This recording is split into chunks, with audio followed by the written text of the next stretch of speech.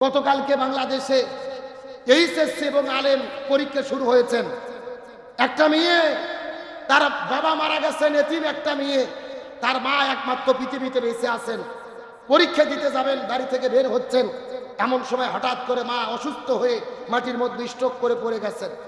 হসপিটালে নিয়ে যাওয়ার মতো কোনো মানুষ নেই। এই মেয়েটি পরীক্ষা দিতে না গিয়ে মাকে সঙ্গে করে নিয়ে হসপিটালে গেছেন। চিকিৎসা করায়া 1.5 ঘন্টা হসপিটালে মাকে ডাক্তার দেখায়া রেখে হলে পরীক্ষা দিতে গেছেন। 1.5 ঘন্টা পরে যাওয়ার কারণে তাকে পরীক্ষা দিতে দেওয়া হয় নাই। মেয়েটি কেঁদেছেন, তার কান্না দেখে সোশ্যাল মিডিয়াতে হাজারো মানুষ কেঁদেছে। একটা এতিম মেয়ে, বাবা মারা গেছেন, একটা মার চিকিৎসা করার জন্য দেরি হলো, এই জন্য তাকে হলে ঢুকতে দেওয়া হলো না। তার কান্নায় সবাই কাঁদলেন, ব্যথিত হলেন। আমরাও বাংলাদেশ সরকার শিক্ষা মন্ত্রণালয়কে বলি, এই যে তাকে পরীক্ষা দিতে দেওয়া হয়নি, 1টা বছর নষ্ট হওয়া মানে তার জীবন শিক্ষাগত লাইফটাও ধ্বংস হয়ে যাওয়া। তার কারণ তার সাথে বন্ধু বান্ধবী যত ফ্রেন্ড আছে সবাই পরীক্ষা দিয়ে পাশ করবে, ও পাশ করতে পারলো না, সামনের বছর পড়ার কি মন মানসিকতা থাকবে? এই জন্য সরকারকে বলি তাকে যেন পরীক্ষা দেওয়ার, পাশ করে দেওয়ার ব্যবস্থা করা হয়। কবুল করুক আল্লাহ তাআলা, বলেন আমিন।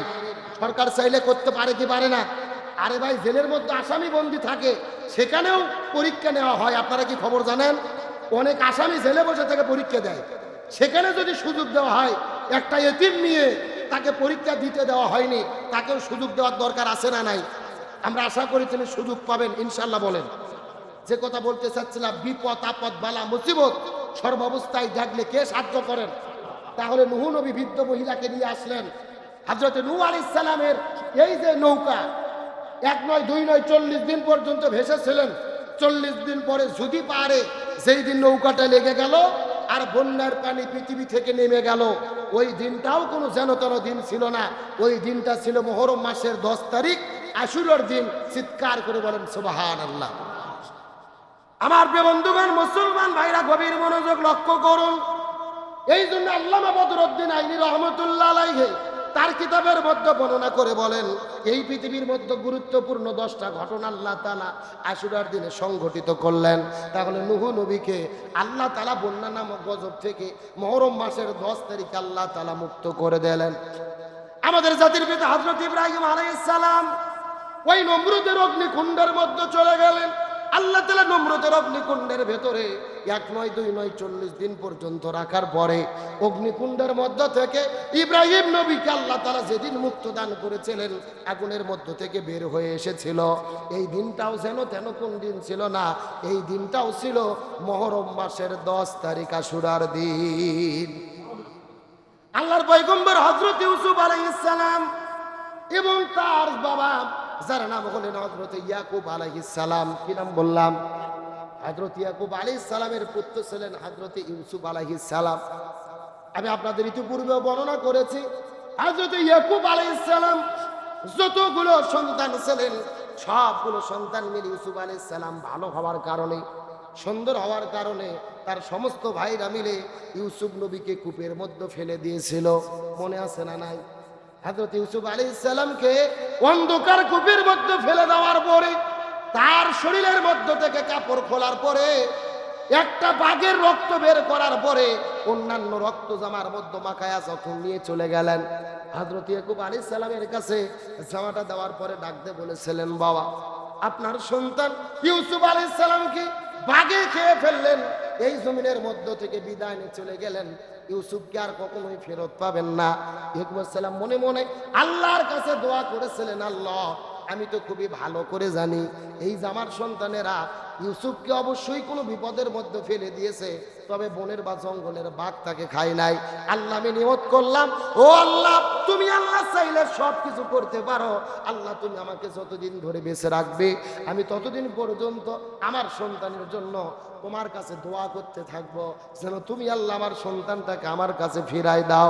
এইরকম চলতে চলতে ইউসুফ নবী কূপ থেকে মুক্ত হইলেন, মিশর দেশের মধ্যে চলে গেলেন, জেলের মধ্যে বন্দী থাকলেন।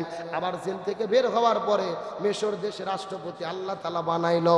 এই দীর্ঘ বছর পরে ইউসুফ আলাইহিস সালাম ইয়াকুব নবীর সঙ্গে যখন দেখা হয়েছিল, আল্লাহ তাআলা ইউসুফ আর ইয়াকুবের সঙ্গে যখন দেখা করে দিয়েছিলেন, হযরত ইউসুফ আলাইহিস সালাম আর আল্লাহর পয়গম্বর পয়গম্বর ইয়াকুব আলাইহিস সালামের দুইজনের যেই দিন দেখা সাক্ষাৎ হয়েছিল, এই দিনটাও কোনো যেন তেন দিন ছিল না। এই দিনটাও ছিল মুহররম মাসের 10 তারিখ আশুরার দিন। দীর্ঘ বছর পরে আল্লাহ তাআলা ইউসুফ আলাইহিস সালাম আর ইয়াকুব আলাইহিস সালামের মধ্যে সাক্ষাৎ করে দিলেন। এটা মুহররম মাসের 10 তারিখ আশুরার দিন। সুবহানাল্লাহ বলেন। এই পৃথিবীতে একজন শাসক ছিলেন যার নাম হযরত সুলাইমান আলাইহিস সালাম। তাম পৃথিবীর শুরু থেকে, পূর্ব থেকে পশ্চিম, উত্তর থেকে দক্ষিণ, আল্লাহ তাআলা 4 জন শাসককে পুরো পৃথিবীর রাজত্ব দান করেছিলেন।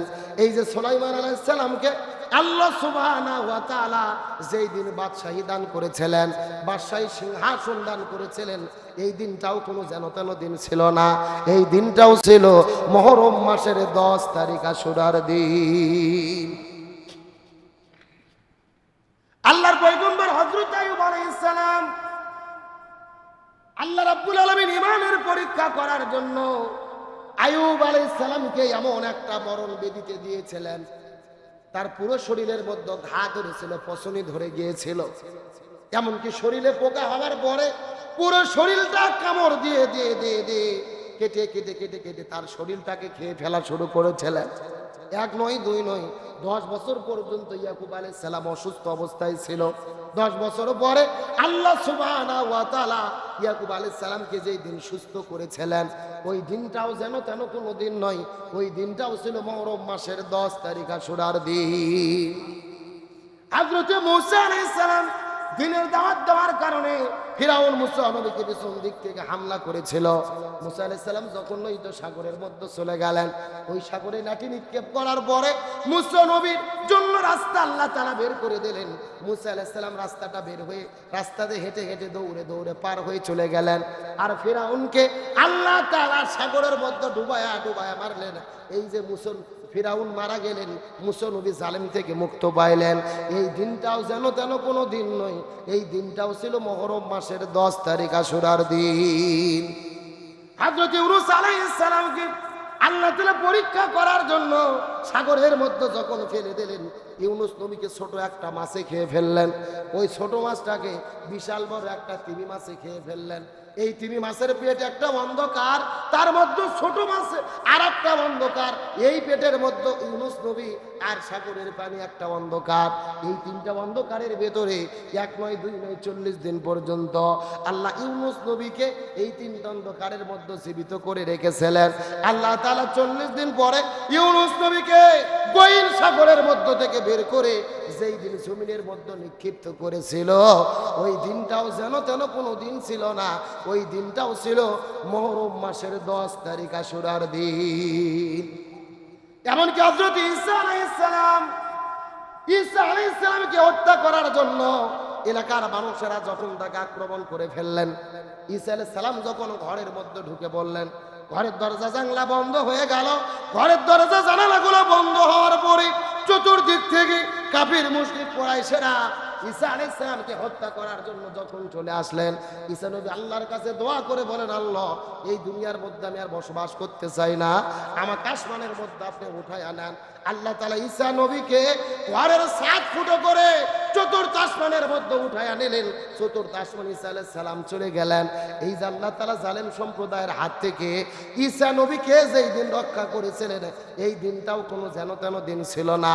এই দিনটাও ছিল মুহররম মাসের 10 তারিখ আশুরার দিন। এতক্ষণ পর্যন্ত আমি যে ঘটনাগুলো বললাম, প্রত্যেকটা ঘটনার মধ্যে নবী রাসূলদের, ইমানদার মুসলমানদের জয় নাকি পরাজয়? আর একটু জোরে বলেন। তার মানে বোঝা গেল মুহররম মাস শুধু শোকের মাস নয়, মুহররম মাস শুধু কান্না করার মাস নয়, বরং মুহররম মাস হলো মুসলমানদের বিজয়ের মাস। সুবহানাল্লাহ বলেন।